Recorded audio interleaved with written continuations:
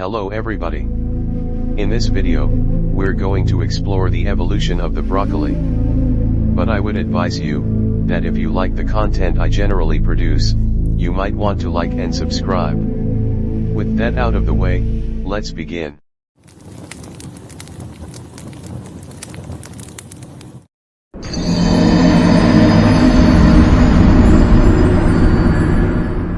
The broccoli we all know and love today came about from selective breeding by human activity. It is thought that its original predecessor was the wild cabbage, which might seem really, and I mean really odd at first, but if you look at it carefully, you can see how the leaves resemble the ones of the broccoli.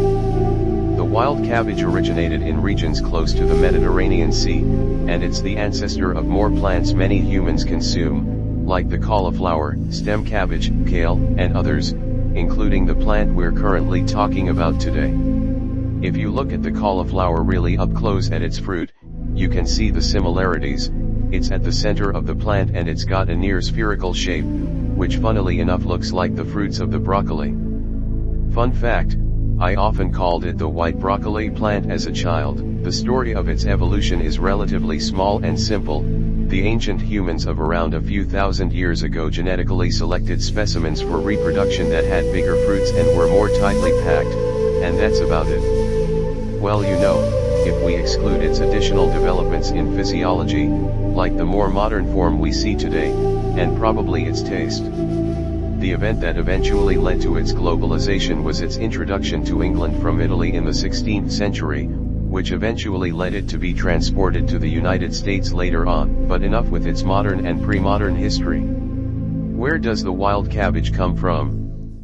Well, as I said, it was originally present around the Mediterranean Sea, and as we know, it's from the Brassica family of plants, which includes kinds such as the previously mentioned wild cabbage with its domesticated descendants, Abyssinian cabbage, and the elongated mustard plants, which leads me to the conclusion, along with the Wikipedia page for it, is in the family of the mustard plant, which all come back from the rossets, the clade of plants, which include many of those that flower. So you can say, that the broccoli is a flower. The rossets, also commonly known as the flowers, evolved back in the early Cretaceous period, around 140 to 130 million years ago. Because of their rapid diversification, these organisms can be found in many forms, which would explain how the cabbage and the orchids are related, despite looking so vastly different. As you can see right here, there are 17 orders of these plants, including ones such as Vitales, Zygophilales, Celestrales, Malpighiales, Oxalidales, Fabulales, Rosales, Vagales, Cucurbitales, Geraniales, Myrtales, Crossosomatale, Picramniales, Sapindales, Huertiales, Brassicales, and Malvales.